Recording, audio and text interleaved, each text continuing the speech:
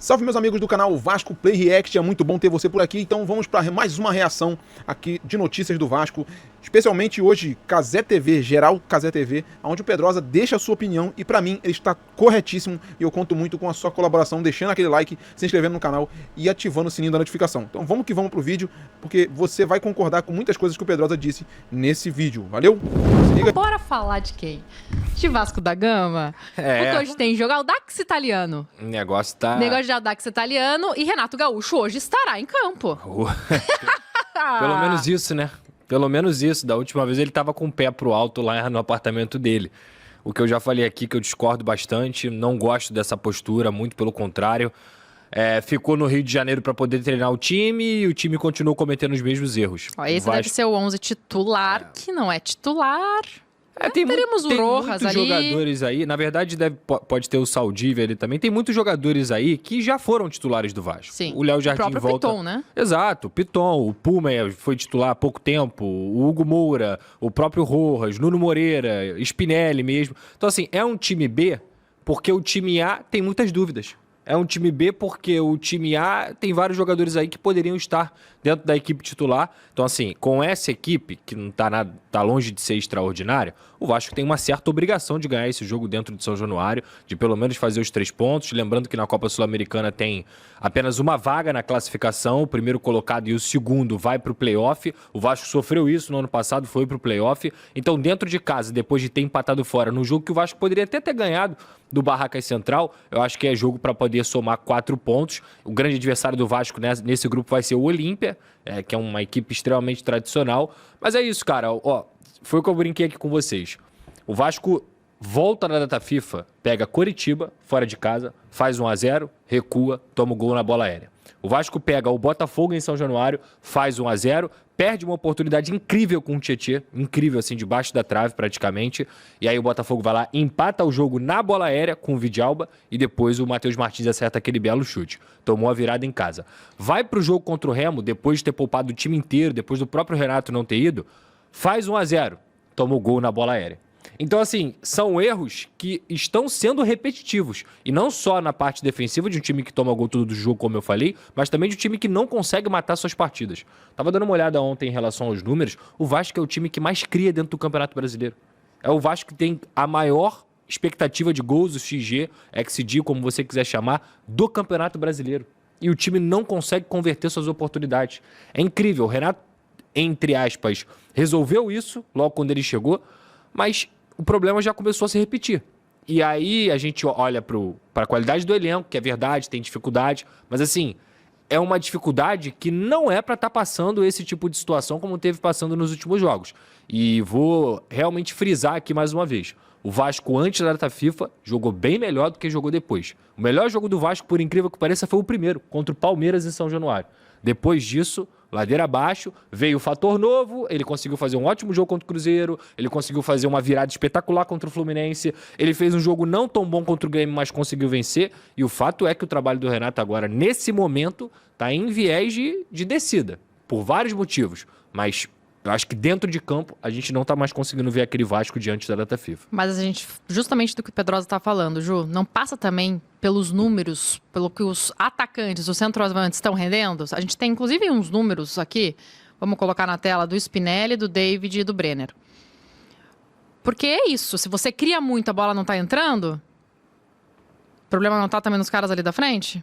Mas o Vasco já tinha esse problema antes, né? Não, já tem há muito tempo. Com os jogadores que ele tinha, né? Muito se questionava o Verratti, por exemplo, e o Verratti era um dos maiores artilheiros Foi o maior, do 27. ano. Né? Então, assim, eu acho que isso é muito complicado. Eu acho que o Renato chega, ele tem a data FIFA para treinar, isso, tem a data FIFA para treinar, tem o tempo, e talvez tenha sido o único tempo que ele tenha tido para treinar o time. Porque, de resto, ele já entrou nessa questão de um jogo atrás de outro, enfim, sai um treinador que foi muito questionado, que criava muito, que não vencia os jogos. E aí eu acho que tem uma questão que, às vezes, a gente sempre só olha para o treinador e só coloca a responsabilidade na conta do treinador. Quem chegasse para assumir o Vasco teria ali que mudar várias coisas. Sim. Então, você já citou a questão da defesa de bola aérea. A questão da transição era uma questão muito da característica do jogo do Diniz. Você tinha uma questão, muitas vezes, de criação ou, se não, da tomada de decisão. Então, repara, são muitas coisas a serem melhoradas. O cara não vai chegar no Vasco e vai fazer assim e vai melhorar tudo. Nenhum vai. Né? Nenhum. Vai. Não é só o Renato Gaúcho. Nenhum vai. Né? Mas é que o Verratti Então- pedia gol, né? Tinha aquele negócio. Mas também... Mesmo quando tava muito mal, era um cara que tem atacante que é assim. Mas- Então aí, será que valeu a pena abrir mão do Verratti? Mas também sofreu uma época de críticas. Sim, Né? ficou no banco. E chegou uma época em que o Diniz adaptou o Rayan para fazer aquela função e o Rayan também Deu começou a muito fazer certo. gol. Deu muito Exato. certo. Né? Então, veja, a gente não pode ficar, acho que, só em cima de nomes. Dentro desses jogadores, se eu tivesse que escolher um, talvez eu escolhesse o Verratti. Mas você Entre tem o esses, Spinelli. não era melhor ter o Verratti? Essa pergunta. Mas é só pra explicar, o Verratti pediu pra sair, tá? Tem isso, é um detalhe bem importante dar essa importante, informação, porque o Vasco não ia renovar o contrato dele, ele ganhou um contrato muito maior no Cerro Porteño em relação a tempo também, salário, e ele pediu pra sair. Mas Mas assim... também não teve uma, Então, uma mas falta se de não- vontade também É do isso. Vasco? Mas né? é isso, Querer, porque né, ele... ficar Aí, com o o jogador? que acontece? A situação do Verratti é a seguinte, ele tá caminhando pro fim da carreira dele. Ele Verratti tem tá com 37, 38 anos. Tá indo pro final da carreira dele. O que esse cara quer no final da carreira dele é ter segurança e Estabilidade. ganhar dinheiro. O Vasco falou, ele já ganhava um bom salário aqui. Ele ganhava cerca de 800 mil reais por aqui. Ele falou o seguinte, cara, o clube não vai renovar comigo, eu preciso buscar um contrato maior. Mais então longo, né? foi exatamente isso. Então, talvez não tenha sido escolha dele. Talvez tenha sido um caminho que Exato. foi aí traçado e ele teve que fazer a escolha, né? Sim. E você olha para esses jogadores, o David, por exemplo, o DVD, né? Sim, DVD. Como se chama. Ele não é nem um cara de referência. Não é. Ele tem jogado nessa função, mas ele não é esse cara de referência. Então é difícil você ficar cobrando. E acho que ele tem, em alguns momentos, feito bons jogos pelo Sim. Vasco. Os outros dois chegaram agora, cara. Eu quero que o cara já entre, chegue e vire o artilheiro Mega Blaster diante de um time que tem suas dificuldades. Então, acho que assim, a gente quer tudo pra ontem, a gente não tem paciência pra um tempo, pra um trabalho, seja com o treinador, seja com o jogador. Fica difícil render.